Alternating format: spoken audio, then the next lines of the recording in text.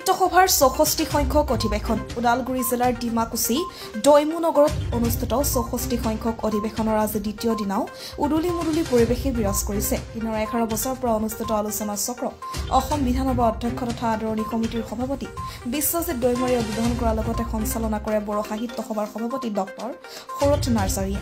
বড়ো সাহিত্য সভাৰ সাধাৰণ সম্পাদক নীলকান্ত গোৱাৰীয়ে ধৰা আলোচনা চক্ৰত বিভিন্ন ভাষাভাষী গৱেষক পণ্ডিত অধ্যাপক আদিয়ে অংশগ্ৰহণ কৰে। মূল আলোচনা চক্ৰত IPS দেৱৰাজ উপাধ্যায় ডক্টৰ ইছমাইল হুছেইন ধনৰঞ্জন লাল কল্পনা সোৰেন আনানিয়াছ হেমব্ৰম বৈদ্যনাথ উপাধ্যায় আদিয়ে অংশগ্ৰহণ কৰে। তেওঁলোকে চৰ্চা কৰি আহিছে আৰু বড়ো বিভাগত বড়ো স্কুলত বড়ো মাধ্যমত শিক্ষকতা কৰিছে, বড়ো এলেকাত শিক্ষকতা কৰিছে।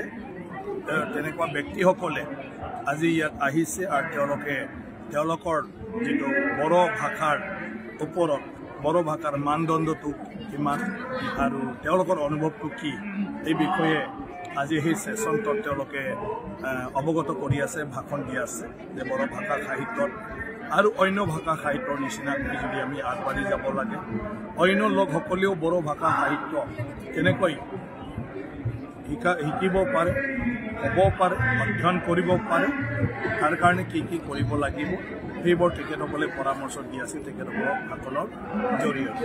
গতিকে ইয়াৰ পিছত আৰু তেনেকুৱা আমাৰ বাংলাদেশ বা নেপাল, ৱেষ্ট বেংগল, আমাৰ মেঘালয়, নাগালেণ্ড এইবিলাক মানে ৰাজ্য আৰু দেশৰ আমাৰ প্ৰতিনিধিসকল আছে। তেওঁলোকৰ লগত এটা মানে গেট টুগেডাৰ ইণ্টাৰেকশ্যন প্ৰগ্ৰেম হ'ব।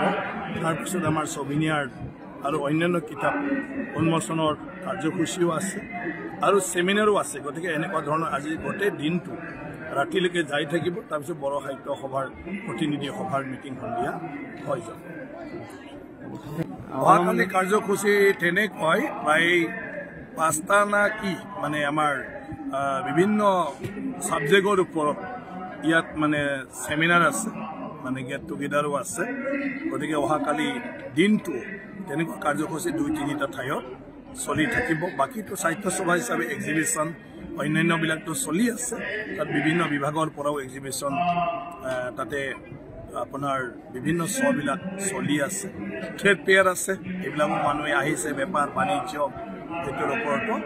অহাকালি আমাৰ এম্বাচাডৰসকল আহিব, 10জনমান এম্বাচাডৰ আহিব, মানে এতিয়ালৈকে মেছেজ দি আছে, অলৰেডি গুৱাহাটী আহি পাইছে।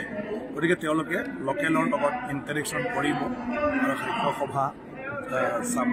ইয়াতে তেওঁলোকে তেওঁলোকৰ দেশৰ কথা, আমাৰ দেশৰ কথা, দুয়োটা দেশৰ মাজত ফ্ৰেণ্ডশ্বিপ মাত্ৰ নহয় বোলে, বিভিন্ন দিশত আমি কেনেকৈ একেলগে মানে কাম কৰি পেলাই আগবাঢ়ি যাব পাৰোঁ এই বিষয়ত তেওঁলোকে আমাৰ লোকেল ইণ্টেলেকচুৱেল, লোকেল আমাৰ ব্যৱসায়ী লোক, উদ্যোগী লোক, আমাৰ বাগানৰ মেনেজাৰসকলৰ লগত ইণ্টাৰেকশ্যন প্ৰগ্ৰাম কৰিব। ওদালগুৰি জিলাৰ পৰা প্ৰকাশ মহন্তকীৰ report, the North East times.